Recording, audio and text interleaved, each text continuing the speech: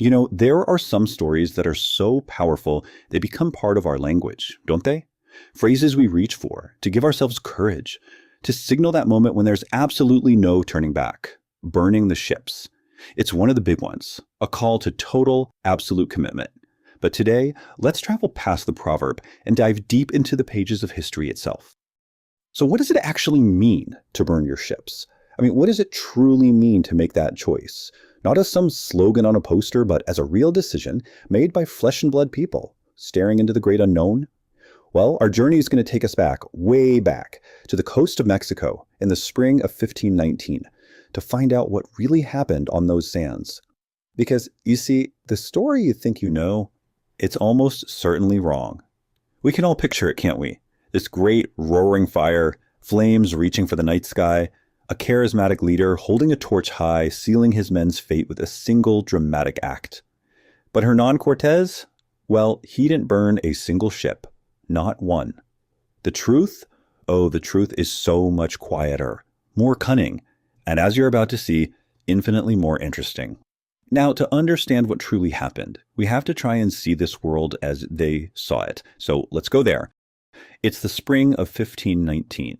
A Spanish fleet is lying at anchor just offshore, staring at a completely empty beach. There's no port here, no city, nothing but sand. Low dunes rolling toward the horizon, a place one of the men would later just call the Arenales, the sands.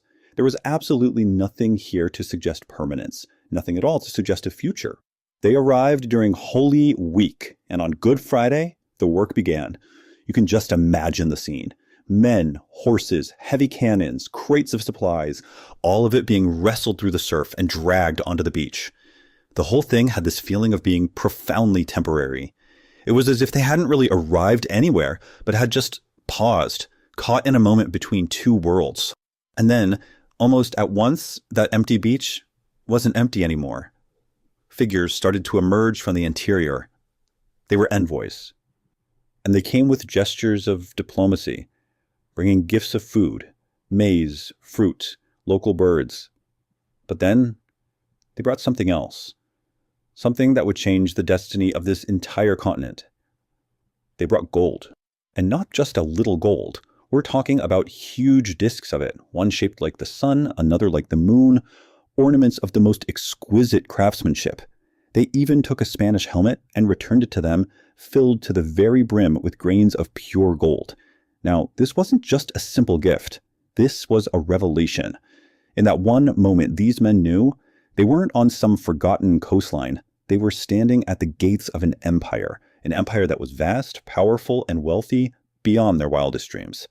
And right there, on that sandy beach, long before a single ship was touched, the expedition crossed its first real point of no return. Because once you know that kind of wealth exists, well, turning back is no longer an option, is it? But this discovery, it had just placed their leader, Hernán Cortés, in an absolutely impossible legal and political trap.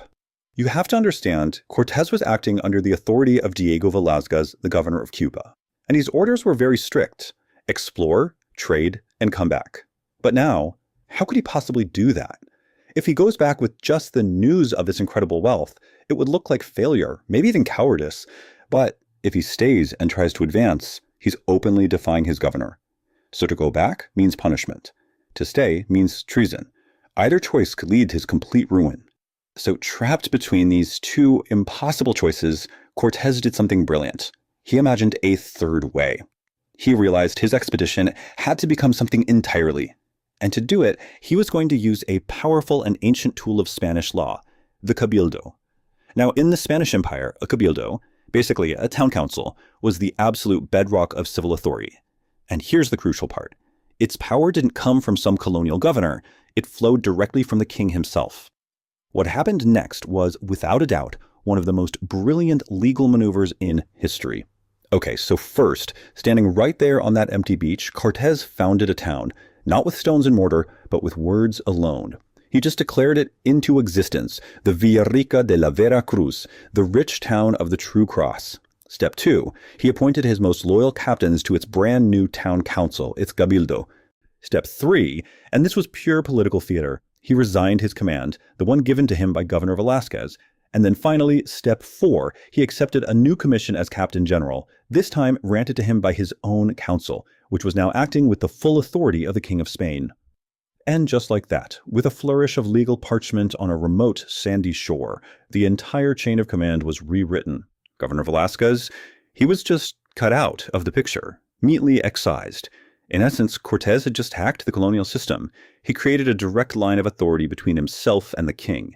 He wasn't a rogue subordinate anymore. No. Now he was the king's man, leading a royal enterprise. This legal fiction, this town that existed only on paper, conjured into being on a shifting sand dune, this was the transformation that truly mattered. Not some fire on the water, but a brilliant act of law. This was the real point of no return. It was an invention of lawyers, an invention that would make everything that followed possible. So if Veracruz was a creature of law, what about the world just beyond those dunes? Well, that was a world of ancient power. And as the Spaniards began to move inland, they made their second great discovery. This one wasn't about gold. This one was about politics.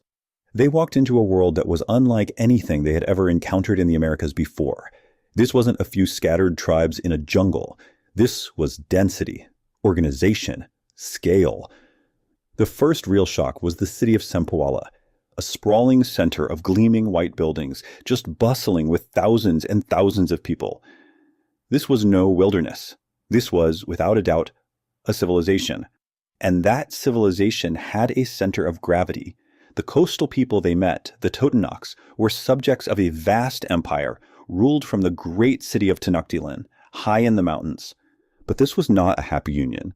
Soon the Totonac lords began to speak of their grievances, of the heavy tribute in goods and people, and the deep resentment they felt toward their distant, powerful masters. And in these whispered complaints, Cortés saw his second great opportunity. He realized he was not facing a solid, unified block of power. He was facing a pyramid. Immense and impressive, yes, but a structure with cracks. An empire held together by force, but strained by resentment. And he knew that cracks can be exploited. This realization changed everything. You see, Cortés was no longer just an explorer. He was now a political catalyst. He didn't just listen to the grievances. He acted on them. He encouraged the Totonac lords to do the unthinkable, to defy the empire and to arrest the Aztec tribute collectors. And this was more than just an alliance. This was a fundamental transfer of allegiance. The Totonac city-states began to swear loyalty not to Cortés himself, but to his distant, almost abstract King of Spain. They were casting off one empire for another. And with this single move, Cortés was transformed. He was no longer the captain of a few hundred Spaniards. He was now the leader of a burgeoning indigenous rebellion. So, the legal stage was set. The political alliances were forming. And it was only then, after all of that was in place, that Cortés finally turned his attention back to the ships bobbing at anchor in the bay. This is the moment history remembers, the act that became a legend. But, as we now know, he didn't burn them. The truth was far quieter and much more practical. The goal, however, was precisely what the legend claims. As the eyewitness Bernal Diaz del Castillo later wrote, the ships were destroyed so there would be no hope of returning. It was a move to silence dissent among his own men, to extinguish the very idea of retreat. So let's replace the myth with the reality. There was no great fire against a midnight sky. No single passionate act of destruction. What truly happened was a cold, calculated act of resource management. The ships were deliberately run aground. Their hulls were breached, which made them useless for sailing. But listen to this. Nothing of value was lost. Ropes, sails, anchors, nails, cannons, everything was carefully salvaged. The wood was then used to help build the first physical structures of Vera Cruz. This wasn't an act of destruction at all. It was an act of transformation, taking the assets of the sea and converting them for a new life on the land. So, when you look at it this way, the story doesn't really fit that simple proverb, does it? There was no single fiery moment of commitment. No, that commitment had been built piece by piece over months of calculated decision-making. The real points of no return came one after the other. First, back in April, the revelation of gold created the incentive. Then, in May, the legal founding of Veracruz created the authority. In June, the alliance with the Totonacs provided the manpower. Dismantling the fleet way down the line in August was just the final physical act. It wasn't the decision, it was the exclamation point at the end of a sentence that had already been written over 4 long months. It simply closed the door that was already bolted shut. The legend, of course, remembers a fire that never even happened, but history reveals something far more subtle and far more powerful. It reveals a chain of deliberate choices, each one making the path forward the only path possible. And it leaves us, I think, with a question to ponder. How often is the destiny of nations shaped not by the sword, but by the pen? Not by a great blaze of fire, but by a quiet, calculated change in the rules of the game. BASTA. This is Mexico.